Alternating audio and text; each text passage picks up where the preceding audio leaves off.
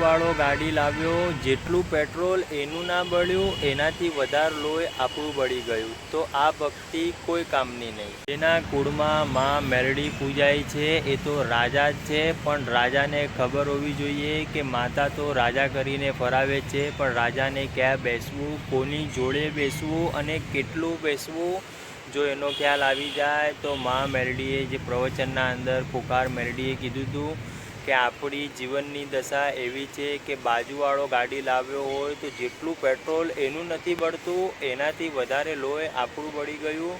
તો મિત્રો, આપણા ઘરના અંદર માં મેલડી આપણને રાજા કરીને ફરાવે તો રાજાને એટલું ભાન હોવું જોઈએ કે આપણે શું ખાવું, શું પીવું, કેવી વાણીનો ઉપયોગ કરવો, કેવા સત્કર્મ કરવા કે કેવા પાપ કરવા એ આપણને ખબર હોવી જોઈએ.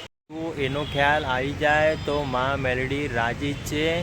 તમે એવું કહેતા હશો કે અમે આંખે કરીને યોગ્ય જોવા માગીએ છીએ છતાં પણ અમે જોઈ નથી શકતા. તો મિત્રો, હું તમને જણાવી દઉં કે તમે આંખે કરીને જો કોઈ ખોટું જોઈ શકતા હોય તો તમારા હૃદયના અંદર ઉતારવું ના ઉતારવું તમારા હાથમાં છે.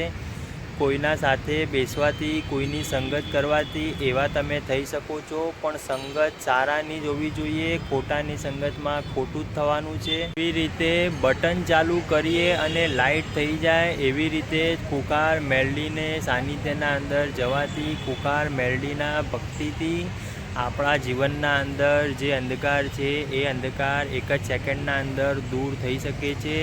પણ એના માટે ચાલુ લાઈન જોઈએ, અને આ માં મેલડીની જે લાઈન છે, માં મેલડીનો જે પાવર છે એ પાવર તો અદ્ભુત છે, અદ્ભુત શક્તિ છે માં મેલડી પાસે. આવી શક્તિ આપણે જોઈ નથી શકતા એનો મતલબ એવો નથી કે ખરેખર મારી જોડે શક્તિ નથી. શક્તિને ઓળખવા માટે એટલું આપણા સામે તેજ હોવું જરૂરી છે. જેના કુંડના અંદર માં મેલડી પૂજાય છે એને કોઈ વડીલોને માન આપવું એના હાથમાં છે. કોઈ ગાયને ઘાસ ખવડાવવું છે, પંખીને દાણા નાખવા છે એ એમના હાથમાં છે. અને જેના કુળમાં માં મેલડી પૂજાય છે એ તો રાજા થઈને ફરે છે.